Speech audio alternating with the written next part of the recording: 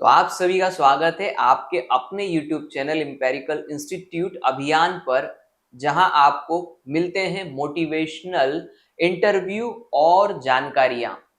आज के इंटरव्यू को जो भी बच्चे गवर्नमेंट जॉब की तैयारी कर रहे हैं या बहुत लंबे समय से कर रहे हैं, वो इस इंटरव्यू को पूरा देखिएगा, क्योंकि आज के इंटरव्यू में हम बात करने वाले हैं एक ऐसे व्यक्ति से जिन्होंने 38 वर्ष की उम्र में, जब लोग उम्मीद हार जाते हैं, सारी चीजों से गिव अप कर देते हैं, तब आर्मी से रिटायर होने के बाद 38 की एज में कम से कम 8 सरकारी नौकरियां निकाली और अभी भी उनकी ये सफर जारी है, जहां पर वो गवर्नमेंट जॉब निकालने के अपने कहानी को आगे बढ़ा रहे हैं।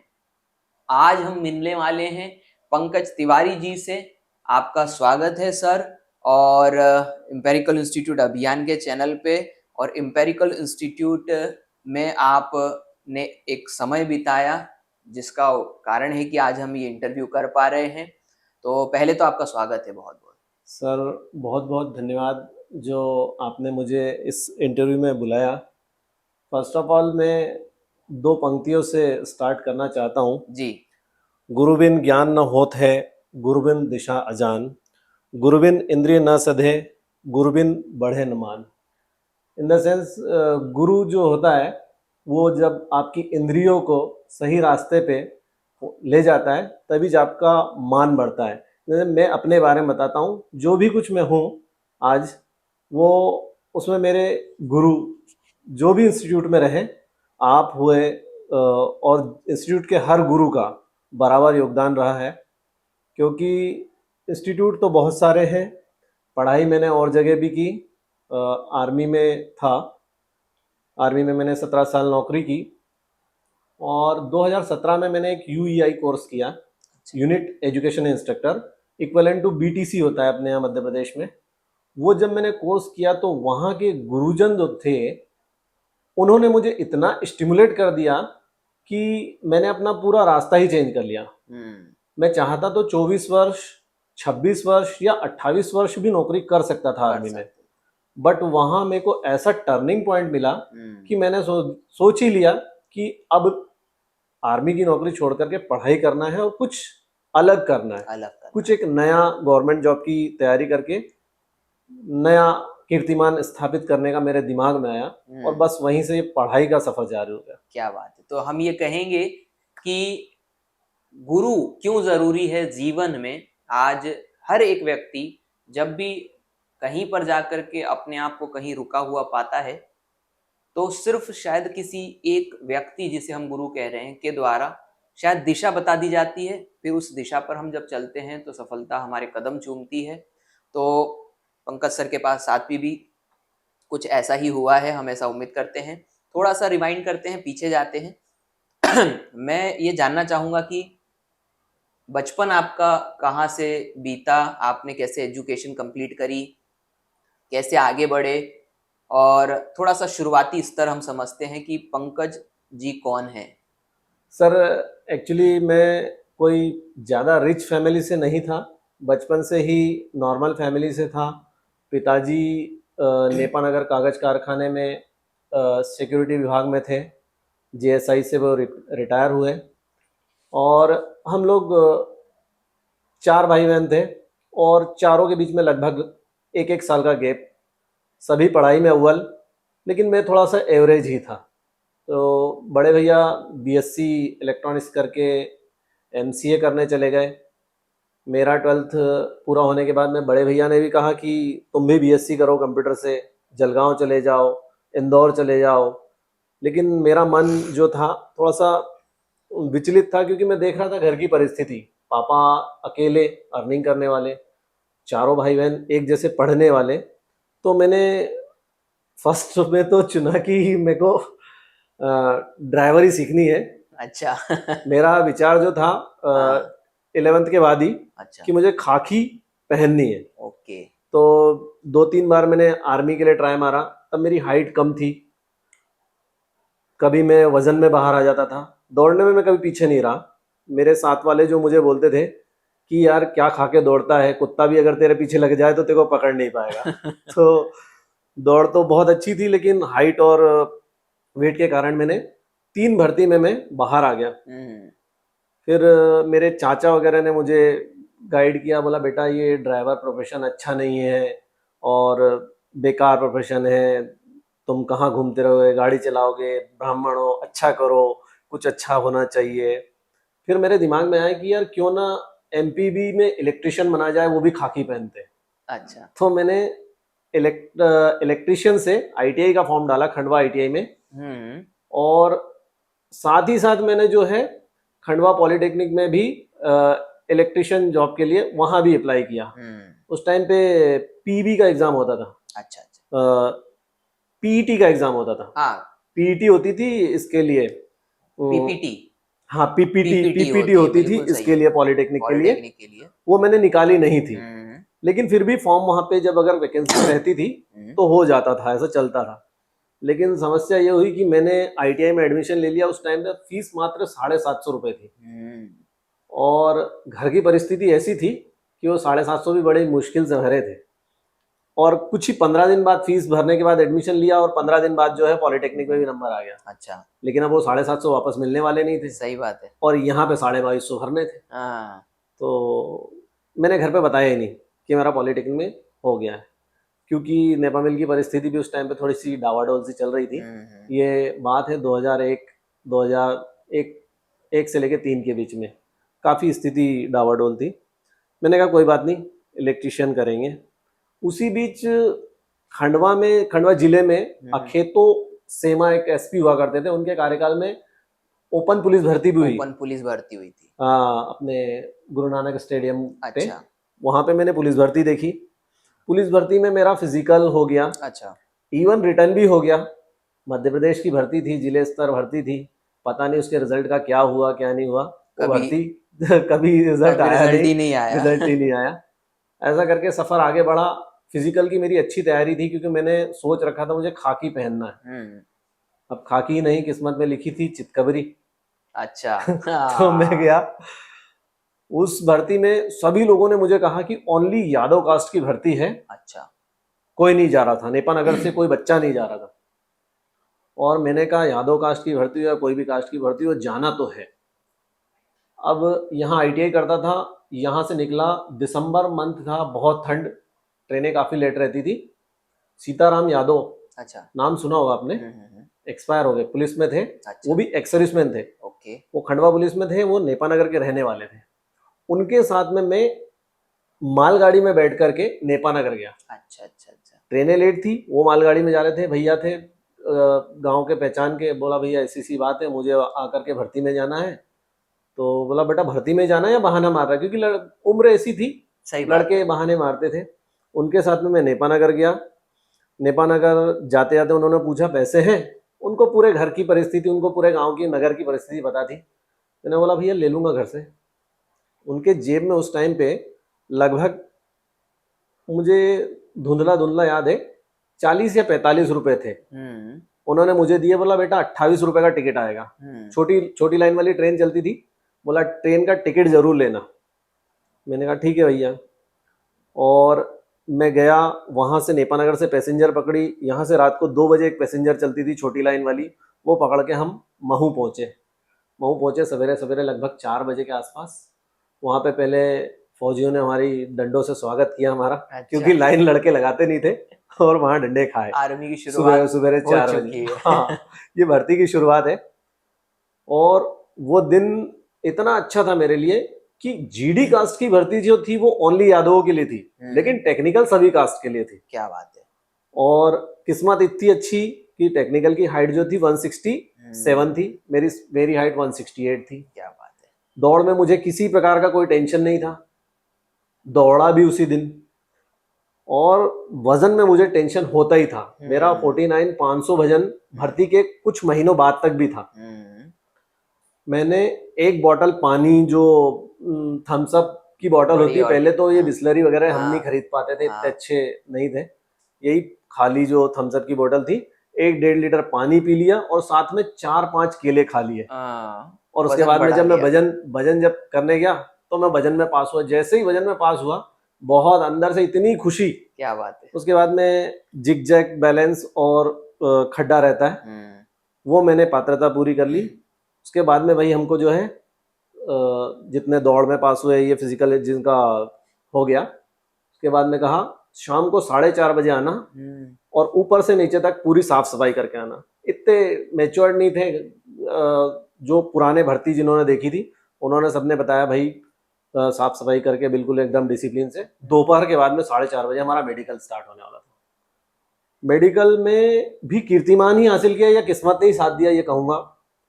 एक डॉक्टर थे बंगाली, वो 40 में से मात्र 2 ही लड़कों को पास करते थे मेडिकल में। ओके। लेकिन उस दिन क्या उनका मूड ठीक था या हमारी किस्मत ठीक थी, उन्होंने 40 में से 7 बच्चे पास किए। अच्छा। उसी दिन रनिंग, फिजिकल, मेडिकल सब कुछ हो गया और हमको समय दिया गया 15 दिन बाद आ जाना, आप लोगों का जो है रिटर्न होगा।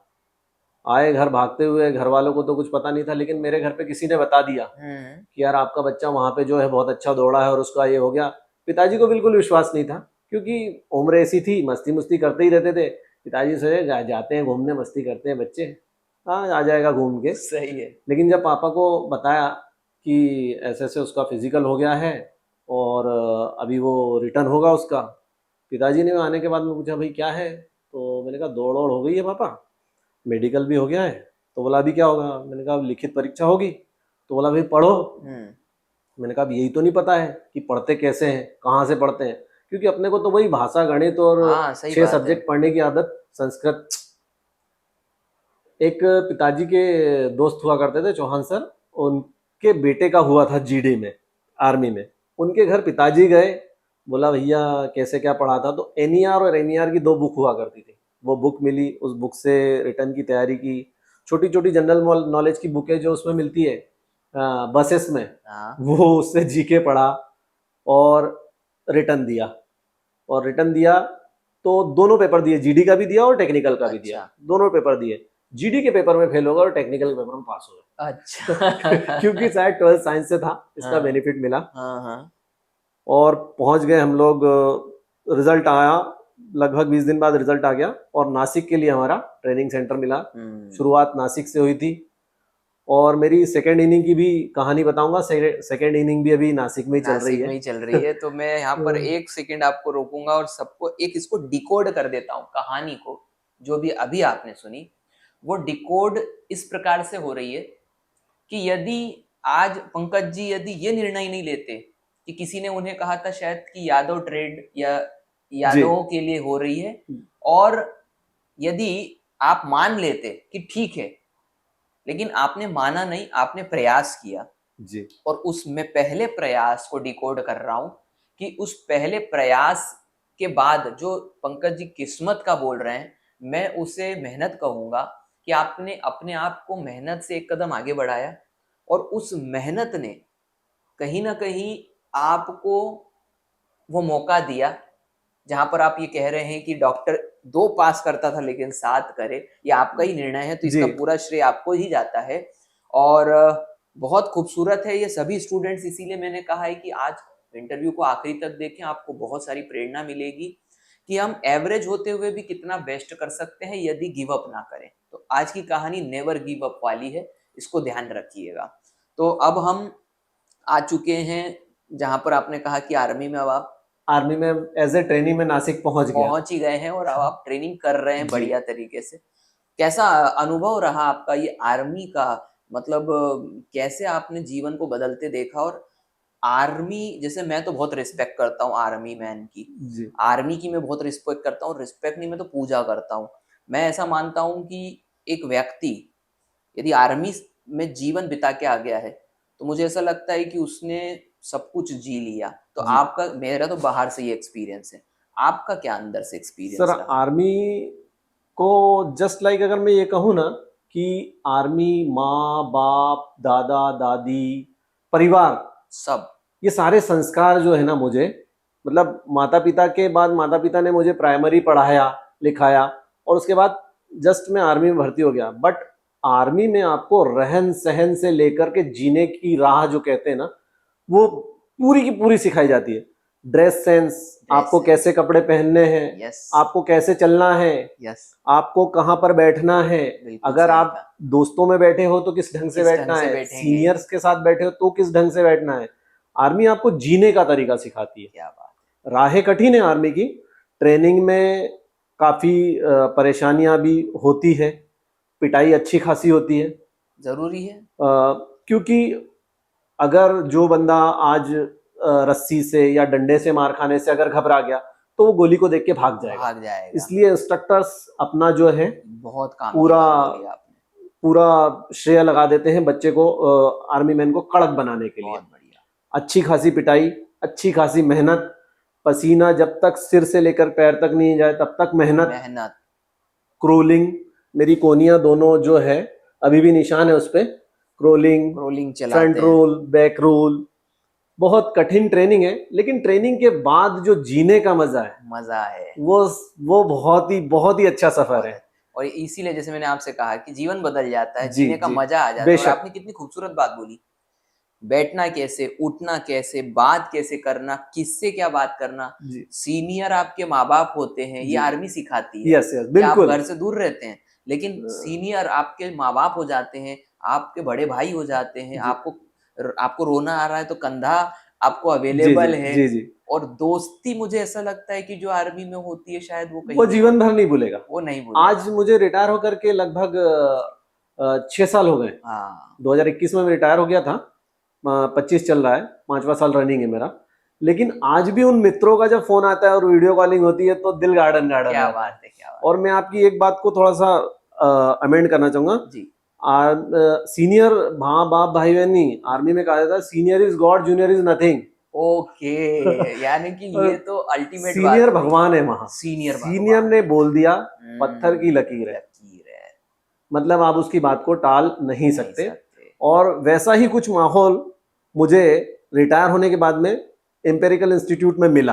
अरे वाह, सौभाग्य की बात। सुन लीजिए सभी बच्चे जो देख रहे हैं, उनके लिए एक जो आर्मी से रिटायर हुए व्यक्ति हैं वो उस चीज को अप्रिशिएट कर रहे हैं और हमारी भावना यही होती है कि हम वो फील करवा सके। तो बहुत बढ़िया आपने, क्योंकि डिसिप्लिन जिस तरीके से मैंने आर्मी में सीखा उसके बाद में अगर मैंने कहीं डिसिप्लिन देखा है तो वो इंस्टीट्यूट में देखा है। अच्छा। मैं उसको एक्सप्लेन करूंगा आगे। जी। अभी मैं अपनी आर्मी की पूरी लाइफ आपको बता देता हूँ। ट्रेनिंग मेरी कंप्लीट हुई, पहली पोस्टिंग मुझे अप्रैल 2005 में चंडीगढ़ मिली। 2005 में आपको चंडीगढ़। 2004 फरवरी में मैं एनरोल हो गया था नासिक में 1 साल का ट्रेनिंग किया पूरा। अप्रैल 2005 चंडीगढ़ के लिए डिपार्च हो गए। यही नेपानगर रेलवे स्टेशन पठानकोट एक ट्रेन है 1058, उसी से जा रहा था मैं। और जब मैं जा रहा था तो मुझे मिलने मेरी मम्मी, मेरी बहन, मेरे दादाजी और मेरे फादर आए। क्या बात। तो पूरी बोगी जो थी हम बच्चों से ही भरी हुई थी। ओके। सब नए ट्रेनीज, अलग अलग जगह ट्रेनी जा रहे थे। कोई अमृतसर जाने वाला था, कोई दिल्ली उतरने वाले थे। हम चंडीगढ़ लास्ट थे तो हम अम्बाला स्टेशन उतर के फिर वहां से ट्रेन चेंज की थी हम लोगों ने। मम्मी, दादाजी, सिस्टर और पापा। मेरे घर से मुझे याद है लगभग 35 से 40 रोटियां लाए थे और आलू की सब्जी। पूरी ट्रेन में वो धूम मची, एक रोटी न मिली उसमें से। बहुत मजा आया था, काफी भावुक भी हुए थे हम उस दिन। बिल्कुल सही क्योंकि बात है। ट्रेनिंग के बाद में छुट्टी नहीं मिली, सीधे पोस्टिंग हो गई। वैसे छुट्टी मिल जाती है ट्रेनिंग में कभी कभार, लेकिन हमें नहीं मिली। क्या पोस्टिंग जाओ वहां से छुट्टी ले लेना। अच्छा। दादाजी और मम्मी मिले, वो खंडवाई आ रहे थे, नेपाल से खंडवाई आ रहे थे वो सिस्टर के लिए लड़का देखने के लिए। अच्छा। यहाँ से पहुंचे चंडीगढ़ के बाद में कोटा सर्विस किया। कोटा के बाद में मैंने श्रीनगर से 44 किलोमीटर आगे मानसबल है, -5 तक जाता था वहां का टेम्परेचर। वहां भी 2.5 साल नौकरी किया। क्या बात है, -5 डिग्री जी, वहां आपने जॉब करा? जी। 31 सवेरिया एक एरिया है वहां पे, ज्यादा एक्सप्लेन नहीं कर पाऊंगा मैं आपको। नहीं, बिल्कुल। लेकिन वहां काफी ऐसे हालात थे कि लगता था कि भाई सवेरे जागेंगे तो सेफ जागेंगे या नहीं जागेंगे। एक तो कुछ प्रकृति का प्रभाव, रात को बर्फ गिरी, पता चला दरवाजे के सामने अपनी हाइट से ऊपर तक बर्फ जमी हुई है। पहले बेलचा बोलते हैं वहां पे, फावड़ा वहां बेलचा बोलते हैं। उससे लेकर के बर्फ हटानी है, फिर वो लाइफ भी जी लगभग 2.5 साल। वहाँ से वापस आया, पोस्टिंग अम्बाला। अम्बाला तब तक मेरी मैरिज हो चुकी थी। मैरिड लाइफ अम्बाला में शुरू हुई। अम्बाला में बेटी भी हुई मेरी, और फैमिली जो है, फैमिली के साथ जीना स्टार्ट किया। वहाँ पे फैमिली भी रखी। फैमिली के लिए आर्मी इतनी अच्छी है मैं बता नहीं सकता। आप ड्यूटी पे हो, आपको चिंता करने की जरूरत नहीं है। आपका हर हर तरह से ख्याल, मेडिकल बोलिए, गाड़ी बोलिए, हर सुविधा। आपकी मिसेस को पेट में दर्द हो जाए, बच्चे को कुछ हो जाए, आप कितनी ही दूर हो सकता है कि आप आउट ऑफ स्टेशन हो, ड्यूटी स्टेशन से आउट हो, तो भी आपकी फैमिली को कोई भी तकलीफ नहीं होगी। आर्मी वो है। अगर आपके घर वाले नहीं है तो आप, आर्मी जो है वो आपका घर, आपका परिवार, सब कुछ। बिल्कुल सही बात है। अम्बाला से मेरा पोस्टिंग दोबारा हुआ जोधपुर। मैंने अपना कोर चेंज किया। पहले मैं आर्मी एयर डिफेंस में था, बेसिक मेरा वहाँ हुआ। उसके बाद में मैं आर्मी एविएशन कोर में चला गया, जिसमें जहाज उड़ते हैं। आपने देखा होगा, पिक्चरों में देखा होगा। टेक्नीशियन पोस्ट के हिसाब से बात नहीं, मैं वहाँ पे जनरल ड्यूटी के लिए था। अच्छा, मेरा ट्रेड वहाँ पे जो था एटीसी था, एयर ट्रैफिक कंट्रोलर की ड्यूटी की मैंने वहाँ पे। मैंने इसके लिए बेंगलोर में 6 महीने का ट्रेनिंग लिया। वहाँ मेरा पोस्टिंग हुआ। जैसे देखा हो ना, जहाज जो जाते हैं राशन पहुंचाने, केरोसिन पहुंचाने, कैजुअलिटी होती है तो बंदों को उठाने, वो जहाज वो ड्यूटी करते थे। हम उनका सपोर्टिंग स्टाफ थे। वो ऑफिसर चलाता है जहाज, बट हम उनके सपोर्टिंग स्टाफ थे। वहां मुझे एक कोर्स मिला, मैंने जिक्र किया था, यूईआई, यूनिट एजुकेशन इंस्ट्रक्टर। वहां से फिर मेरी राह ही बदल गई। चाहता तो मैं सर्विस बहुत करता, लेकिन पढ़ने में दिल लगने लग गया कि पढ़ना है, कुछ करना है। और 2017 में वो कोर्स पे गया, 18 में वापस आया। मतलब 2005 से 2017 12 साल आपको हो गए हैं नौकरी करते करते, शायद ऐसा बता। जी बिल्कुल, 12 साल तक एकदम एंजॉय किया लाइफ को, मस्त। उसके बाद में फिर ये टर्निंग पॉइंट गुरु जो वहाँ पे आर्मी के गुरु थे, एईसी कोर होती है, आर्मी एजुकेशन कोर। उनके जो गुरुजी थे उन्होंने इतना स्टिमुलेट कर दिया, फिर पढ़ने में मन लगा। सबसे पहला एम था बैंक क्लर्क। बहुत अच्छी तैयारी की। मुझे ऐसा लगता है कि थोड़ी और करता तो उसमें भी सक्सेस होता मैं, क्योंकि मेरा नंबर 0.25, 0.75 एक नंबर से, और वो भी इंग्लिश। मैथ्स और रीजनिंग में कोई दिक्कत नहीं आई, क्योंकि इंग्लिश वीक थी। बिकॉज जनपद, ये अपनी गवर्नमेंट स्कूल से पढ़े हुए हम, कोई केवी या कॉन्वेंट में हम गए नहीं, तो इंग्लिश थोड़ी सी हार्ड। और बैंकिंग की इंग्लिश होती है हार्ड। आप तो इंस्टीट्यूट के ऑनर हैं, आपको पता ही होगा कि बैंकिंग क्या है। बिल्कुल सही बात है। इंग्लिश में तो लोगों के पसीने छूट जाते हैं, अच्छे के पसीने छूटते हैं। हमारी पोस्टें भी काफी होती है, लेकिन हम लोग अगर हमारे जो एयरफोर्स और नेवी वाले, मतलब एक्स सर्विसमैन की हम बात कर रहे हैं। एक्स सर्विसमैन में जो नेवी और एयरफोर्स वाले होते हैं, उनको उनकी इंग्लिश बहुत अच्छी होती है। बिकॉज दैट उनकी जो है हर क्वार्टर में टेस्ट होता है, क्योंकि वहां पूरा काम इंग्लिश में ही चल रहा होता है। यस। और आर्मी में क्या है, ईयरली टेस्ट है, वो भी दिया तो दिया। मतलब एजुकेशन से ना होकर के फिजिकल टेस्ट ज्यादा है आर्मी में। आर्मी में फिजिकल मस्ट है, बट एयरफोर्स में और नेवी में फिजिकल कम है, बट आपका जो है टेक्निकल एजुकेशन, आपका ट्रेड एजुकेशन मस्ट है वहां पे। सही बात है, क्योंकि वहां तो माइक्रो सेकंड का टाइम है। आपकी गलती होना और काफी सारे नुकसान होना। अभी आपने देखा ही होगा सिंदूर में एडी और एयरफोर्स, इन्हीं का जो है रोल, मेन रोल इन्हीं का रहा। इन्फेंट्री ने भी रोल अदा किया होगा और अदर कोर्स ने भी रोल अदा किया है, लेकिन मस्ट ये दो ही थे। अग्नि जो मिसाइल थी वो एडी की है, और एयरफोर्स के भी काफी फाइटर्स ने अपना अपना योगदान दिया। 2017 के बाद में फिर पढ़ना शुरू किया। 2018 में मैंने रीसेटलमेंट कोर्स लिया आर्मी से। बहुत चुनिंदा लोगों को मिलता है रीसेटलमेंट कोर्स। एक्चुअली आर्मी आपको पढ़ने के लिए कभी मना नहीं करती। आर्मी, एयरफोर्स, नेवी जो भी है डिफेंस आपको पढ़ने से कभी मना नहीं करेगा, आगे बढ़ने से कभी मना नहीं करेगा। बिल्कुल। आप में हिम्मत होनी चाहिए, ओके, वो आपको पुशअप करेगी। क्या बात हाँ, कई बार ऐसा होता है ना कि मैं अगर प्राइवेट जॉब कर रहा हूँ और अगर मैं पढ़ना चाहता हूँ तो मेरा सीनियर मुझे डिस्टर्ब करेगा है, सही बात है। कि यार तू पढ़ने में ध्यान लगाए तो मेरा यहाँ का काम कब होगा।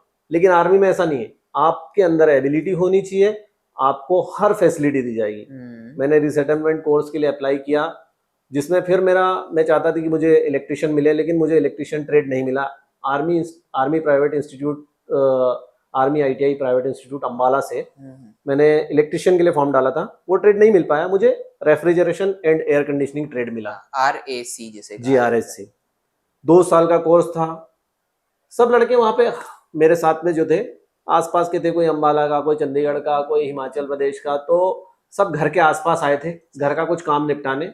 और वो मैच्योर्ड जिनकी 15 ईयर सर्विस हो जाती है उन्हीं लोगों को मिलता है कोर्स, जो 17 ईयर में गिव अप करने वाले होते हैं कि आर्मी से रिटायरमेंट लेना है, बस सब कुछ नया करना है। कुछ लोगों की खेती बाड़ी होती है, वो खेती बाड़ी के चक्कर में रहते हैं, घर बनाने के चक्कर में रहते हैं। लेकिन ऐसा मेरे साथ कुछ था नहीं, खेती बाड़ी कुछ थी नहीं, लेकिन मैंने सोचा कि कुछ नया करना है। मैंने बैंकिंग की तैयारी शुरू की। पहला इंस्टीट्यूट था मेरा महिंद्रा इंस्टीट्यूट में गया मैं, वहाँ तैयारी की। तैयारी वहाँ पे मुझे ऐसी मिली, कोर्स कंप्लीट, मतलब किसी टाइप का बॉदरेशन, मतलब आपके ऊपर दबाव नहीं था। कोचिंग इंस्टीट्यूट की आपने फीस भर दी है, आप आइए पढ़िए, अपना कोर्स कंप्लीट हो गया, आप घर जाइए। आपको कोई किसी प्रकार की बाउंडेशन नहीं थी कि आप क्यों नहीं आए, क्यों नहीं पढ़ा। बस जस्ट आपने फीस भर दी है, आप स्टूडेंट हो, स्टूडेंट की तरफ आओ। डाउट्स वगैरह के लिए कभी उन्होंने मना नहीं किया कि डाउट्स मत पूछो, लेकिन जब पढ़ेंगे तभी तो डाउट्स बताएंगे। जो पढ़ेगा नहीं तो डाउट कहाँ से होगा। सही है। धीरे धीरे मुझे ऐसा लगा कि हाँ, मेरी 6 महीने तो स्टार्टिंग में ऐसा लगा कि सब बेकार है यार, ये पढ़ना वढ़ना अपने बस की बात नहीं है, क्योंकि उम्र हो रही थी मेरी लगभग 37 साल और 1 साल बाद मेरा रिटायरमेंट था। चिंता इस बात की बनी हुई थी कि रिटायरमेंट के बाद करेंगे क्या, क्योंकि मतलब फैमिली बैकग्राउंड से ऐसे घर से इतने खराब नहीं थे, लेकिन ये था ना कि कोई बिजनेस पानी या कुछ खेती बाड़ी इस टाइप का नहीं था, करनी नौकरी थी। पढ़ाई की, बैंक एग्जाम देना स्टार्ट किए। धीरे धीरे ऐसा लगने लगा एग्जाम में जाते जाते कि नहीं, अपन पास पहुंच रहे हैं। 2021 में रिटायर होने के बाद में मैं खंडवा CWC जो सेंट्रल वेयर हाउसिंग कॉर्पोरेशन के जो गोदाम्स हैं, वहाँ पे मैं एज ए सिक्योरिटी सुपरवाइजर मैंने ज्वाइन किया। वहाँ पे मैं ऑफिशियल वर्क भी करता था उनका, और जो गार्ड्स थे सभी एक्स सर्विसमैन थे लगभग वहाँ पे, उनका सुपरवाइजर ड्यूटी भी करता था। जबकि मेरे से सीनियर वहाँ पे कई थे, लेकिन वो करना नहीं चाहते थे, इसलिए मुझे उन्होंने कह दिया कि पंकज तुम करो। कुछ ज़्यादा काम नहीं था, ड्यूटी व्यूटी लगाना, थोड़ा बहुत कंप्यूटर का काम। और वहाँ पे CWC वालों का भी मैं कंप्यूटर पे काम, जो भी उनका ऑफिशियल वर्क था, अकाउंट्स वगैरह का कुछ, वो करता था। लेकिन पढ़ाई मैंने नहीं छोड़ी। बहुत अच्छा है। पढ़ाई छोड़ी नहीं। वहाँ से कोचिंग, वहाँ से 5 बजे, 9 से 5 की मेरी जॉब थी। 5 बजे छूटने के बाद में यहाँ लोकल इंस्टीट्यूट में मैं जाता था। कुछ डाउट्स होते थे, कुछ पढ़ाई में मेरी कमजोरी होती थी। फिर बाद में मुझे ऐसा लगा कि मुझे माहौल वो नहीं मिल पा रहा है। मेरे घर पे 4 बच्चे रहते थे किराए से। अच्छा। 2 बच्चियां और 2 लड़के। अच्छा। नाम तो शायद अभी मुझे याद नहीं है बच्चों के, लेकिन लड़का एक उसमें से MP पुलिस में है अभी फिलहाल। अच्छा अच्छा। विनोद करके। ओके। उससे मैंने शेयर किया, मैंने कहा यार विनोद भाई, मुझे थोड़ी सी ये प्रॉब्लम आ रही है मैथ्स में, क्या करना चाहिए। तो बोला भैया बार बार रिपीट करो, बार बार करके देखो। फिर मैंने कहा यार फिर भी नहीं समझ में आ रहा है। उसके साथ में एक बिटिया भी रहती थी। वो बिटिया ने मुझे कहा भैया आप कौन से कोचिंग इंस्टीट्यूट जाते थे। तो मैंने कहा मैं ऐसे ही लोकल सर हैं मेरे परिचित, उनके पास जाता हूँ। बोला आप हमारे कोचिंग इंस्टीट्यूट पे आके देखो। मैंने कहा तुम्हारा कोचिंग इंस्टीट्यूट कहाँ है। उसने बताया मुझे कि आप बड़ा बम पे आओ और राहुल गीते सर से मिलो। मैंने कहा कोचिंग इंस्टीट्यूट का नाम क्या है। बोला एम्पेरिकल इंस्टीट्यूट है। मैंने कहा अच्छा। तो मैंने कहा सर क्या क्या पढ़ाते हैं। बोला सर सब कुछ पढ़ाते हैं। मैंने कहा मेरे को तो केवल मैथ में प्रॉब्लम है। बोला आप वहाँ जाके जस्ट 2-3 दिन देखो, आपको कोई ऐसा माहौल मिले, आपको समझ में आए तो ठीक है, नहीं तो बोला वहाँ ऐसा कोई बॉदरेशन नहीं है कि आपको एडमिशन लेना है, आपको पैसे पहले जमा करने हैं, पैसे जमा करने के बाद में फीस वापस नहीं मिलेगी, ऐसा कुछ नहीं है। बोला आपको 3 दिन से लेके 1 हफ्ते तक कोई प्रॉब्लम नहीं है। क्योंकि मैं महिंद्रा में था, एक बार फीस भर दी, फीस रिटर्न होगी नहीं, तो मैं थोड़ा सा डर भी रहा था, क्योंकि रिटायर होने के बाद में पैसे की थोड़ी सी दिक्कत हो ही जाती है। सही बात है। मैं, मेरे एक मित्र हैं, उनके माध्यम से आपकी कोचिंग इंस्टीट्यूट पे पहुंचा, आपसे फ़ोन से संपर्क किया, कोचिंग इंस्टीट्यूट पहुंच गया, पहले दिन आपसे मुलाकात हुई। उस दिन में थोड़ा सा अटपटा सा ही फील हो रहा था, एक नई जगह थी, हाँ हाँ सही बात लेकिन है। वहाँ का माहौल में एक ही दिन में ताड़ गया। अच्छा। एक ही दिन में मुझे ऐसा लगा कि यहाँ का माहौल थोड़ा सा कड़क सा लग रहा है। मुझे फिर वो आर्मी की याद आ गई, वापस चला गया मैं, अच्छा अच्छा। कि भाई यहाँ आर्मी। से तुम कट नहीं मार पाओगे, ओके। क्योंकि मैंने उसी दिन अवतार देख लिया। 2-3 बच्चे जो 2-3 दिन कोचिंग नहीं आए थे, उनको बोला जाओ अपने मम्मी पापा से बात करवाना, बाहर खड़े हो जाओ। तो मैंने कहा यार ये तो वापस जो है विद्यार्थी जीवन आ गया है। फिर जो है मैंने सोचा यार अभी क्या किया जाए ऐसी जगह पे, अब ऐसा ना हो कि अपन इनके बीच में इंसल्ट फीलिंग करें। हाँ। एक दो पंक्तियां मेरे को याद आ रही है। अच्छा। काग चेष्टा बको ध्यानम स्वान निद्रा तथेव च स्वल्पाहारी गृह त्यागी विद्यार्थी पंच लक्षणम। सही बात है। मैंने कोचिंग इंस्टीट्यूट में जाने के बाद में ये ना 5 लक्षणों में मैंने कहा अब ये तो लाने पड़ेंगे। और वाकई में जब मैं इन 5 लक्षणों को मैंने लाने की कोशिश करी, धीरे धीरे मतलब लोग बोलते हैं, बड़े बूढ़े बोलते हैं कि 21 दिन लगातार कोई भी काम को करोगे ना, सतत हो जाएगा, तो 22वें दिन अपने आप ही आपकी बॉडी वो काम करने लगेगी। सही बात। मैं डेली कोचिंग इंस्टीट्यूट आता रहा। हाँ। मुझे आदत पड़ गई, मैं 8 बजे सो करके उठ करके 9 बजे जॉब पे जाने वाला। मैंने अपनी ड्यूटी शेड्यूल चेंज करवाई, 8 बजे आ जाता था मैं कोचिंग इंस्टीट्यूट पे। बिल्कुल सही बात है। कोचिंग इंस्टीट्यूट पे 8 बजे आ जाता था, मतलब मैं 6:30-7 बजे उठता था और तैयार होकर के अपना डेली शेड्यूल, फिजिकल भी कंटिन्यू था, कभी दिन में करते थे कभी शाम को करते थे फिजिकल। और जो मुझे एक राह मिली ना, क्योंकि माहौल कड़क था, करना ही है, हर सैटरडे टेस्ट वाला माहौल, सही बात है, होमवर्क वाला माहौल, इतना मैंने बता दिया आपको आगे करके आना है, सही बात है। और टीचरों का इतना खतरनाक अवतार मैंने नहीं देखा। मतलब देखिए, एक विद्यार्थी जीवन में टीचर डांटता है और फटकारता है तो चल जाता है, बट इतने साल की उम्र, मेरी 37-38 साल की उम्र में, और मेरे टीचर सब मुझसे उम्र में कम। आई थिंक मेरे हिसाब से मुझे नहीं लगता कि कोई 30 या 32 साल से ऊपर का होगा वहाँ पे। हाँ बिल्कुल सही बात है। टीचर जितने भी थे, बस मैं ही आपके बहुत करीब था बस, और वो भी फिर भी छोटा था जी। तो वहां पे मेरे को डर सा भी लगने लगा था कि यार पढ़ना तो पड़ेगा दोस्त, नहीं तो यहाँ पे इंसल्ट होगी। बच्चे सब 10वीं-12वीं वाले बच्चे थे लगभग, डिप्लोमा करके आए हुए वहां पे, सब वही थे मेरे साथ में पढ़ने वाले। पढ़ता रहा और एग्जाम निकलना जो स्टार्ट हुए, तो मुझे भी ऐसा अचंभा सा फील हुआ कि यार ये क्या हो रहा है अब, मतलब ये चमत्कार कैसे हो रहा है। एक के बाद एक के बाद रिजल्ट, वो भी सब क्वालिफाइड पास। मेरे साथ ऐसा हुआ है कि आज मेरा एग्जाम था कस्टम आरक्षक वाला जो था ना, आबकारी विभाग, आबकारी, हाँ एमपी आबकारी का मेरा रिजल्ट, मेरा एग्जाम है भोपाल में, और उसके अगले ही दिन मेरा जो है डीवी है एसएससी एमटीएस का मुंबई में। फिर मैंने आपसे ही शायद शेयर किया था, मैंने कहा सर ऐसी बात है, अब क्या चुना जाए?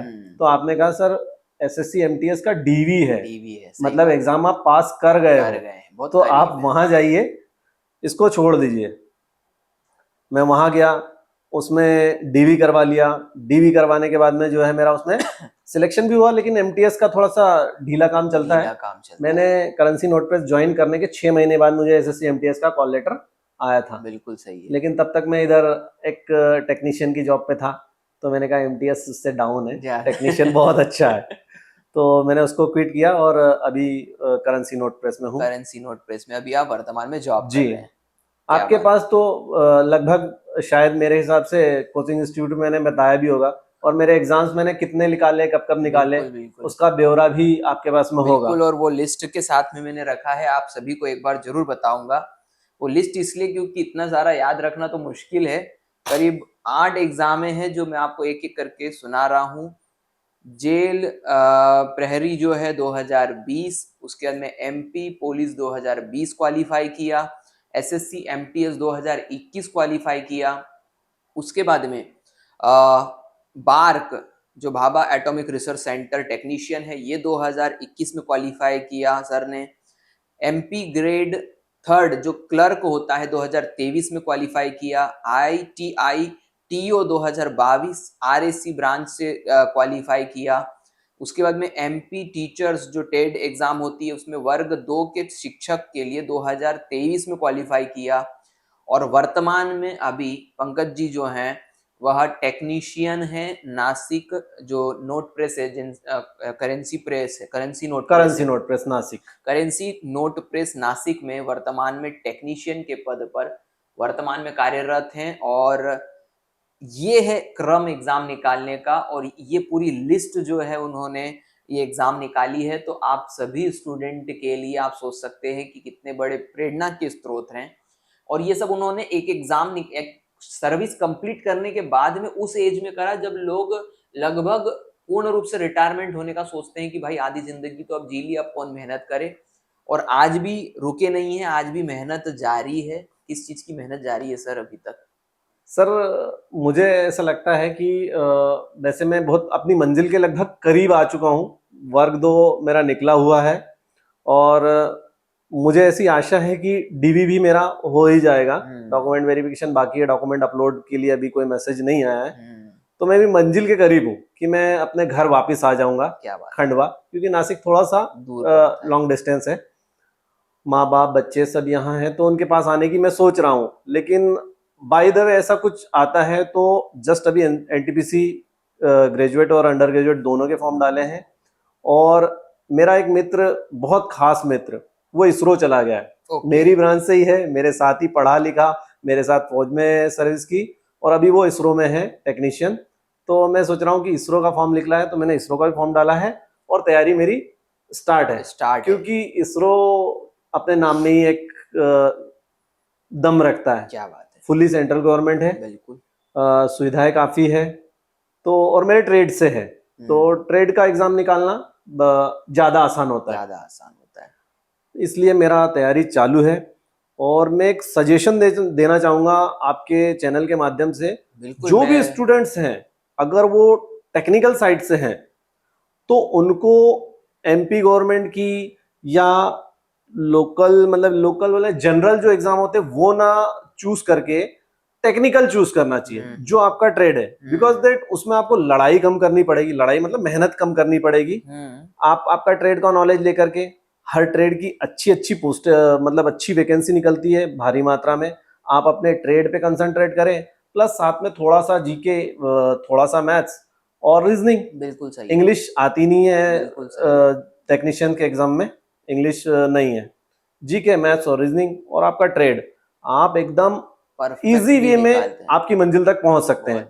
जैसे अपने इंस्टीट्यूट के ही थे मनोज सर जो अपने को साइंस पढ़ाते थे, मनोज पटेल सर, मनोज सर जो साइंस पढ़ाते थे, वो भी एज ए टेक्नीशियन रेलवे में चले गए ग्रुप डी। लेकिन ग्रुप डी में भी भर्ती होकर के रुकना नहीं है। ग्रुप डी में घुसने के बाद में आपके पास में वहां पे सी लेवल होता है, तुरंत अगर आपका आईटीआई या टेक्निकल है आप सी लेवल पे आ जाओगे। सभी प्रयास इंटरनल एग्जाम होते हैं और मौका मिलता है। बिल्कुल। मैं चर्चा करना चाहूंगा, मेरे नेपानगर में एक भैया हैं, वो ऐसे ही पॉइंट्समैन ही थे और आज वो स्टेशन मास्टर है। बिल्कुल, बिकॉज दैट रुके नहीं, इंटरनल एग्जाम में उनको मौका मिला, मौका मिलते ही मेहनत की और वो आज स्टेशन मास्टर है। खंडवा में ही है शायद, भैया का नाम याद नहीं आ रहा मेरे को, कल ही उनका बर्थडे था। यदि मैं एक बात कहूं कि रुकना नहीं, जैसे आपने कहा, बहुत सारे बच्चे, मैं उनके लिए आपसे पूछना चाहूंगा, लंबी तैयारी करते हैं, किसी को 1 साल हो गया, किसी को 2 साल हो गए, किसी को 2.5 साल हो गए, जल्दी सफलता नहीं मिलती है। तो आप उनके लिए क्या कहेंगे कि मन होता है छोड़ दूं? आपके साथ भी शायद मुझे लगता है ऐसा बहुत बार हुआ होगा आपके जीवन में कि अरे यार छोड़ देता हूँ, इतनी मेहनत क्यों करूं। और जबकि आपके पास तो एक जॉब थी, तो ठीक है, आपके पास में तो मुझे लगता है ज्यादा इच्छा ये होती होगी कि यार क्यों करूं। जो बच्चे के पास नौकरी नहीं है अभी, फिर भी वो सोच लेता है, तो उसको क्या करना चाहिए कि वो ये क्रम को ना छोड़े। और मैं अपना भी एक इसमें इनपुट डाल देता हूँ कि मैं हमेशा ये मानता हूँ कि सरकारी नौकरी समय मांगती है, यानी कि यदि आप निरंतरता के साथ समय दे रहे हैं तो ये पक्की बात है कि नौकरी निकल जाएगी, क्योंकि आपकी भी करीब करीब 8 गवर्नमेंट जॉब जी निकली है। जब तक एक नहीं निकलती तब तक अपने को ऐसा लगता है कुछ नहीं होगा, जी जी और जब एक बार सिलसिला चालू होता है जी। तो उसके लिए कुछ संदेश दीजिए कि नेवर गिव अप, हार ना माने। सर बताना चाहूँगा मैं आपको कि मेरे ही साथ के मेरे साथ में यहीं रिटायर होकर के आए फौजियों की बात करूंगा मैं। नए बच्चे तो काफ़ी ब्रिलियंट होते हैं और उनका काफ़ी दिमाग हमसे तेज है, क्योंकि मैंने 2001 में जो है 12वीं करके छोड़ दी थी। उसके बाद में मैं तो ये सोचता था कि पढ़ना नहीं है, लिखना नहीं है, कुछ नहीं करना है, बट मेरे बड़े भैया हैं, उन्होंने काफ़ी मुझे पुशअप किया, नहीं नहीं नहीं नहीं, नहीं ग्रेजुएशन करो। प्राइवेट ग्रेजुएशन किया मैंने। उसके बाद में फिर मैंने पीजीडीसीए भी किया डिस्टेंस से, मैंने आईटीआई की, मैंने फौज के अंदर भी पढ़ाई को निरंतर रखा। मैंने फौज में यूईआई कोर्स किया, कंप्यूटर कोर्स किया, उसके बाद में और हमारे ट्रेड के जो कोर्सेस होते थे वो कोर्स किया। कोर्स करना, पढ़ना, एक अगर आप रेगुलर पढ़ते रहते हो, किताब कापी का अगर आपने साथ नहीं छोड़ा, किताब कापी आपको एक दिन ऐसी जगह लेके बैठा ऐसी जगह ले जाके बैठाएगी कि आप खुद दूसरों के लिए प्रेरणा बन जाओगे कि नहीं यार, वाकई में किताब कापी कभी नहीं छोड़नी चाहिए। वो बोलते हैं ना, कुछ लिख के सो, कुछ पढ़ के सो, कल जिस जगह सोया था तू उस जगह से कुछ बढ़ के सो।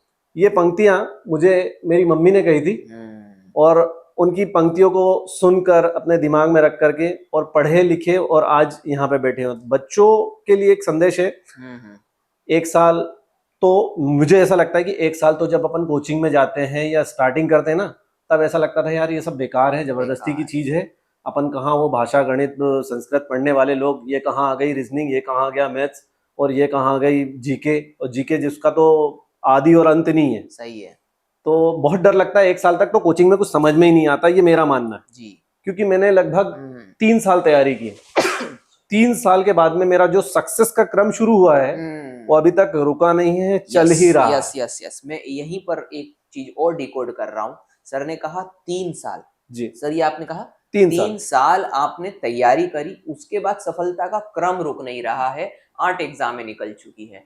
तो मैं आप सबसे पंकज जी को एक रेफरेंस लेकर के कह रहा हूँ, यदि किसी ने 3 साल तक यदि तैयारी नहीं करी है तो उसको तो सोचना भी नहीं चाहिए कि उसको गवर्नमेंट जॉब की तैयारी छोड़ देनी चाहिए, क्योंकि आपके पास रेफरेंस है। हाँ, छोड़ना नहीं चाहिए। चाहे 4 साल लग जाए, अपनी कमियों को दूर करें और धीरे धीरे आगे बढ़ें। आप अपनी कमियों को कैसे दूर करते थे, कैसे आप अपने आप को कैसे ऑब्जर्व करते थे, ये मेरी कमी है, मैं इसको कैसे बेहतर करूं? सर कोचिंग इंस्टीट्यूट में सैटरडे को होता था टेस्ट जी, अपने यहाँ पर एम्पेरिकल इंस्टीट्यूट में सैटरडे को होता था टेस्ट। वहां पे पहले तो अपना आईना खुद ही पता चल जाता था। बिल्कुल सही। जब वो टेस्ट के नंबर सुनाए जाते थे, उस टाइम पे, हमारे टाइम पे डिजिटल बोर्ड नहीं था, अब तो शायद डिजिटल बोर्ड है, डिजिटल बोर्ड नहीं था। उस टाइम पे हमारे समय पे लिस्ट लगती थी इंस्टीट्यूट के बाहर, जो ऑफिस है उसके बाहर लिस्ट चिपकती थी। तब शर्मिंदा होते थे कि भाई अब तो पढ़ना पड़ेगा। फिर जो है कोचिंग इंस्टीट्यूट में बैठ करके 2-4 घंटे एक्स्ट्रा बैठना, अब मेरे लिए तो काफी कठिन था, क्योंकि पारिवारिक जिम्मेदारियां भी थी, मदर फादर, बच्चों के स्कूल से लाना, बच्चों की किताब कापी, आप वाकिफ ही है पारिवारिक जिम्मेदारियों से, तो हर जगह लड़ना पड़ता है। हाँ, मेरी लड़ाई ओनली पढ़ाई से नहीं थी, मेरे साथ वर्डन भी था। सही बात है, पारिवारिक परिस्थितियां थी। मदर फादर 17 ईयर रनिंग कर रहे थे, तो उनकी दवाई गोली ये सब था, लेकिन फिर भी कोई बात नहीं। उन सब चीजों से मुझे घर वालों ने भी सपोर्ट किया। मुझे कभी फैमिली की तरफ से ये नहीं हुआ कि आपने ये काम नहीं किया होगा, मतलब मैं जस्ट घर जाता था। कुछ जब मेरे ये एग्जाम निकलना शुरू है, उस समय पे माहौल ये था मेरा कि मेरा पढ़ने का कोई निश्चित समय नहीं था। कब पढ़ना है, कब उठना है, कब सोना है, कोई समय निश्चित नहीं था। और मेरी वाइफ ने मुझे एक बार ऐसा बोला था कि क्या हरकतें कैसी हो गई, ये पागलों जैसी हरकत हो गई थी। ये वर्ड उन्होंने जस्ट व्यंग्यात्मक मुझे कहा कि क्या पागलों जैसी हरकत है, कभी 8 बजे सो जाते हो, कभी रात को 2 बजे उठ के पढ़ना शुरू कर देते हो। और ऐसा हुआ, उसने देखा कि मैं कोचिंग इंस्टीट्यूट से गया और जाकर के बस खाना दो, सो गया। जब पूरा घर शांत हो गया, सो गया, मेरी 12 साढ़े 12 बजे नींद खुली, मुझे ऐसा लगा कि अब पढ़ना है। तो पढ़ रहे हैं, मिसेस उठी 2:30 बजे, बोला ये क्या हो रहा है। तो जब ऐसा माहौल आ गया तो एग्जाम निकलना स्टार्ट बिल्कुल होगी सही ही। कहा, बिल्कुल सही मतलब कहा। कोई नहीं रोक वो सकता। पागलपन आपके अंदर एक बार आ गया कि ये करना है और धुन सवार हो गई, तो आपको कोई रोक नहीं सकता। बिल्कुल नहीं, बिल्कुल नहीं। बच्चों से भी मेरा ये निवेदन रहेगा कि गिव अप नहीं करना है। गिव अप नहीं हो करना। देखो सीधी सी बात है कि अगर हम लाइन में लगेंगे तभी नंबर आएगा। सही बात है, लाइन में तो खड़े रहना पड़ेगा खड़े ना, रहना ऐसा थोड़ी कि हर समय पहला नंबर आएगा। सही बात है। मेरा भी नहीं आया, मैं 3 साल तक लाइन में ही रहा। लगे मतलब रहे। जस्ट लाइक एक उदाहरण देके बता रहा हूँ कि लाइन में लगना पड़ेगा। लाइन ही है, ये एग्जाम फिर ये एग्जाम फिर ये एग्जाम। और मेरा मतलब ये मानोगे नहीं आप कि महीने में मेरे 2 एग्जाम रहते ही थे, और एग्जाम सेंटर खंडवा में थे नहीं उस टाइम पे, या तो इंदौर या तो भोपाल, और फॉर्म भरने के पैसे अलग। तो मतलब मेरा 3 से 4 हजार रुपए जो हर मंथ फॉर्म में और एग्जाम देने में That जाता is था। called investment, वो आपका इन्वेस्टमेंट है। वो मेरा छोटा छोटा इन्वेस्टमेंट। हाँ। लेकिन आज जब मैं अपनी सैलरी स्लिप देखता हूँ ना, तो सब ऐसा लगता है कि नहीं यार, वसूल हो रहे हैं, वसूल ये हो गए हैं। वसूल हो रहे हैं। सही बात है। मेरी जॉब की मैं जितनी सराहना करूं जी उतनी कम है। बहुत बढ़िया। एक मेरे जॉब का लेवल मात्र 10th और ITI है। ठीक है, मेरा एजुकेशन ज्यादा है, बट उतने कम लेवल पे इतनी अच्छी जॉब मिलना और इतने पैसे मिलना, ये थोड़ा सा नहीं है। अगर मैं उसकी जगह अगर MP गवर्नमेंट की तुलना करूं तो 20-22 हजार रुपए तनख्वाह बनती है, उसमें भी संविदा है 3 साल, ये काफी दिक्कतें हैं। वहां पे मेरा 1 साल का ओनली प्रोबेशन पीरियड था, उसमें भी मुझे फुल सैलरी थी।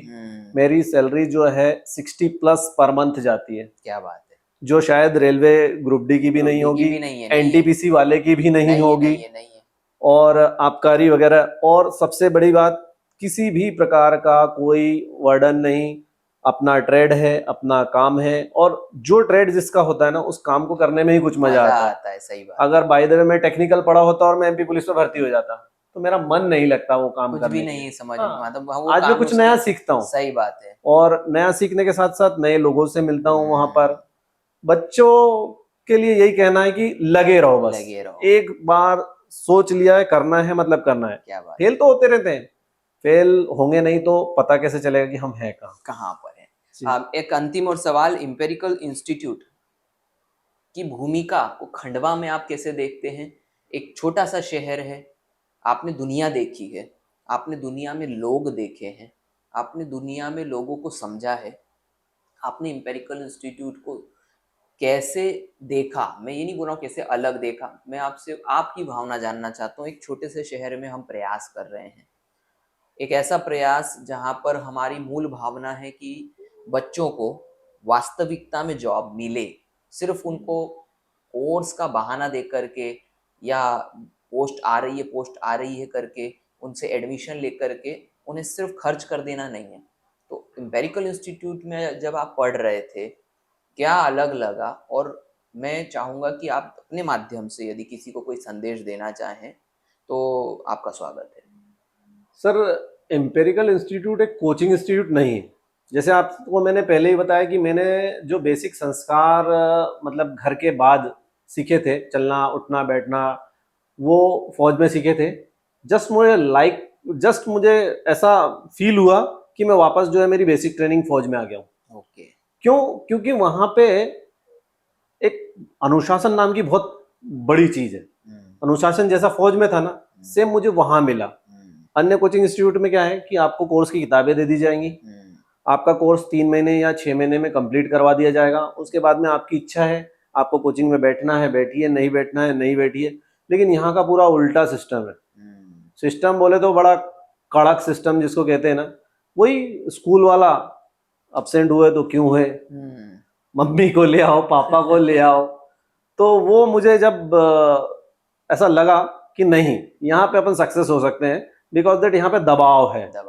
दबाव बोले तो कोई मारना पीटना नहीं है, लेकिन आपको मेंटली जो है प्रिपेयर रहना है जवाब देने के लिए। तो फिर जब मेंटल की यार झूठ कितना बोलूंगा, कितना ही झूठ बोल लूंगा मैं, और अगर ज्यादा ही झूठ बोल लिया तो घर तक तो पहुंच ही जाएंगे। क्योंकि इंस्टीट्यूट का नियम है, इंस्टीट्यूट के जो अपने सर हैं वो घर पे विजिट करते हैं। हाँ, बिल्कुल सही। क्या बदलाव है इस बच्चे में, सही बात, क्या देख रहे हो तुम, 2 महीने हो गए ये कोचिंग आ रहा है, इसमें क्या बदलाव आपने देखे। मदर फादर से जाके वो क्वेश्चन पूछ लेते हैं। सही बात। तो सीधी सी बात है, अगर आप अब्सेंट हुए तो भी घर फोन पहुंच जाएगा। बिल्कुल सही। ये एक अलग मिला मुझे कोचिंग इंस्टीट्यूट में।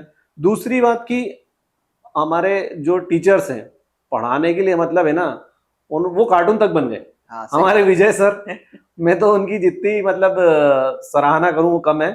वो खुद भारत का नक्शा बन करके खड़े हो जाते थे। सही बात है। हमारी कविता मैडम, हाँ जीके वाली, हाँ हाँ। वो पता नहीं कौन कौन से उन्होंने शॉर्टकट लेकर के मध्य प्रदेश के पूरे नृत्य, पूरे कवि, पूरे खेल, पूरे ऐसे रटवा दिए थे हमको।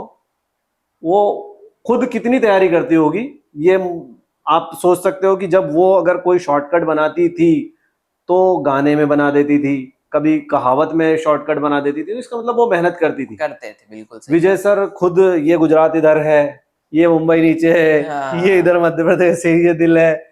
बहुत मजा भी आता था पढ़ने में, क्रिएटिव तरीके से पढ़ाते थे। बच्चा सोता नहीं था। और बच्चे को, मुझे तो ऐसा मतलब मेरे साथ हुआ है, वो मैं आपसे शेयर करूंगा। मुझे जब मैं ऐसे कोई क्वेश्चन आ जाते थे तो एग्जाम सेंटर में विजय सर जस्ट खड़े हो जाते थे नक्शा बन करके, अरे ये इधर है, नीचे इधर साइड में गुजरात है, अरे ये इधर है, ईस्टर्न साइड इधर है। बस जस्ट उनका पिक्चर आ जाता था दिमाग में। हाँ, वो पिक्चर दिमाग में आ जाती थी। गधों का मेला कहाँ लगता था, वो मैडम की शक्ल वहां याद आती थी। तो ये सब पढ़ाने का तरीका जो है, इंस्टीट्यूट काफी है, आपके पास में चॉइसेस काफी है, आप कहीं भी जा सकते हैं। लेकिन खंडवा जैसी सिटी में, खंडवा के मेन चौराहा पे, मेन मार्केट पे, और सबसे बड़ी बात कि आपको फीस के लिए या किसी टाइप के पैसों के लिए बॉदर ना करना। मैं तो बता रहा हूँ कि मैं मेरी बता रहा हूँ कि मुझे फीस में अच्छी खासी छूट मिली। मैंने 2-3 बच्चे ऐसे भी देखे जो कि फीस देने में असमर्थ थे, वो फ्री में भी पढ़ रहे थे उस टाइम पे। मेरे टाइम की बात कर रहा हूँ, अभी क्या माहौल है मुझे नहीं पता, लेकिन जो एक बार बन जाती है परिपाठी वो चालू ही होगी मेरे ख्याल से। आज भी ऐसे 2-4 बच्चे होंगे। आज भी बस हमने उसमें एक बदलाव ये करा है कि अब हम बच्चों की एलिजिबिलिटी चेक करते हैं। ओके। उनका एक दिल लगी, वो कितना तड़प रहे हैं अपनी सफलता को पाने के लिए और उन्हें कितनी जरूरत है। हमने एक छोटा सा बदलाव किया कि अब हम उन बच्चों को जो पूरा सपोर्ट देते हैं 100%, और जिसका परिणाम ये है कि हम बच्चों की तैयारी 11वीं से ही शुरू करवा देते हैं। और 2 बच्चियों को हमने 5 वर्ष के लिए गोद लिया है और उनकी पूरी एजुकेशन को फ्री किया है। और उनके लिए हमने क्राइटेरिया रखा कि वे पढ़ने में मतलब अच्छे होने चाहिए जी, और तड़प होनी चाहिए उनके अंदर सफलता पाने की। तो आज भी वो चीज क्रम चल रहा है जो आप बता रहे हैं। जी। और यही हम क्रम जारी भी रखेंगे, यही हमारा मूल उद्देश्य है और आगे इसको और बढ़ाना है। हमारी नज़र में एजुकेशन का कोई मूल्य नहीं होता। मूल्य जो भी कोई स्टूडेंट चुका रहा है वो तो बिजली का, पानी का, सफाई का, आप जानते हैं एम्पेरिकल इंस्टीट्यूट में सफाई हमारे लिए धर्म है। हम सफाई के ऊपर बहुत ज़्यादा ध्यान देते हैं और टीचर्स की क्वालिटी पे ज़्यादा ध्यान देते हैं। तो मुझे लगता है फीस हम उसी के मात्र की लेते हैं और उम्मीद करता हूँ कि आपके भी माध्यम से जो लोगों को पता चला है वे उसको सही दिशा में लेंगे। और अंत में मैं आपसे चाहूँगा कि कोई ऐसा अपने तरफ से एक संदेश आप दे दें जिससे कि लोगों को प्रेरणा मिले और वे नेवर गिव अप वाली सिचुएशन में हमेशा बने रहें। सर, लास्ट में यही बोलना चाहूँगा कि लगे रहो इन द सेंस, आपने आपका रास्ता चुन लिया है, आपको मार्गदर्शक मिल चुका है, रुकना नहीं है, लगे रहो दिन रात सुबह शाम। आपने अपना एक लक्ष्य बना लेना है और लक्ष्य पे अगर आप बिल्कुल कंटिन्यू चलते रहे ना तो एक दिन तो ऐसा आएगा ही ना कि अपन लक्ष्य पे पहुंचेंगे।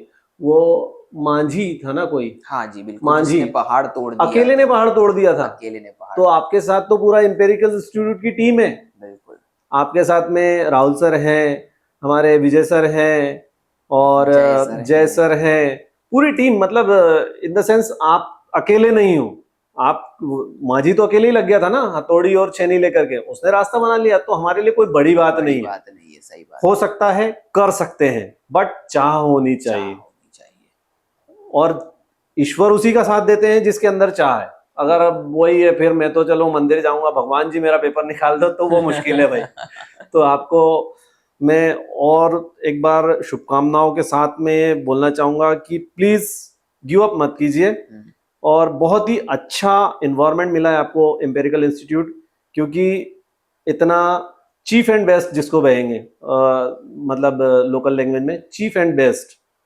सस्ता, सस्ता क्या, देखो अब एजुकेशन का कोई मोल नहीं होता, सर ने कह दिया है, लेकिन सर के साथ में बहुत बहुत कठिन परिस्थिति है। 4-5 teacher, digital board, institute rent पे लेना, ये सब करना, एक बहुत मतलब जस्ट लाइक ये एजुकेशन दान में मिल रहा है, ठीक है, तो उसका फायदा उठाओ और लगे रहो। कुछ नहीं होता, फेल तो होते ही हैं सब, और जब तक फेल नहीं होंगे तब तक पास कहाँ से होंगे। परीक्षा होगी तो फेल होंगे, और फेल होंगे तो फिर पास भी होंगे, आज नहीं तो कल होंगे। 3 साल मैंने किए, ज्यादा नहीं, मैं तो कह रहा हूँ नए बच्चे 1.5 साल बस, और 1.5 साल के बाद अगर अच्छे से मेहनत करी और अगर आपको सफलता नहीं मिली तो आप मुझसे सवाल कर सकते हो कि सर आपने कहा था 1.5 साल। लेकिन कंसिस्टेंसी होनी चाहिए, सुबह दोपहर शाम एक ही चीज, शादी ब्याह पार्टी जन्मदिन सब छोड़ना पड़ेगा। मैंने छोड़े, मैंने रिटायर होने के बाद में रिश्तेदारों की शादी में नहीं क्या बात है ये। तो प्लीज कुछ दिन पढ़ाई को दो, और पढ़ाई आपको ऐसी जगह बिठाएगी, आप हो सकता है मेरे वर्ड्स भी आपको याद आए जब आप कहीं बैठो, सर की याद आए कि सर ने हमको क्या पढ़ाया था, क्या बोला था। ओके, थैंक्स यू सर, आपने मुझे यहाँ पे इनवाइट किया, और मैं आज धन्यवाद करना चाहूंगा दोबारा एम्पेरिकल इंस्टीट्यूट की पूरी टीम का, कि आज मैं अपनी जीविका जो है दोबारा, वैसे मेरी जीविका चल ही रही थी बट री एम्प्लॉय हूं मैं, री एम्प्लॉय हूं। मेरी सेकेंड इनिंग भी जो है वो एम्पेरिकल इंस्टीट्यूट के माध्यम से शुरू हुई, और बेस्ट है, अच्छा है, और अच्छा करने की कोशिश करेंगे तो और भी अच्छा हो सकता है। Thank you for guidance. बहुत बहुत धन्यवाद आपका भी यहाँ आने के लिए। अंत में सभी स्टूडेंट्स के लिए ये 2 लाइन कि कोशिश करने वालों की हार नहीं होती, और बिना मेहनत किए जय जयकार नहीं होती। तो मेहनत करते रहिए, जय जयकार अवश्य होगी। मिलेंगे एक नए व्यक्तित्व के साथ में, नए इंटरव्यू में। और यदि आपको हमारा ये प्रयास अच्छा लग रहा है तो अंत में जाकर के यदि आपने इस पूरे वीडियो को कंप्लीटली देखा है तो आप सफलता के सही राह पर हैं, और अपने बहुमूल्य कमेंट जरूर करके जाइएगा। चैनल को लाइक करिए, सब्सक्राइब करिए, शेयर जरूर करिए। नेक्स्ट वीडियो में मिलते हैं। जय हिंद।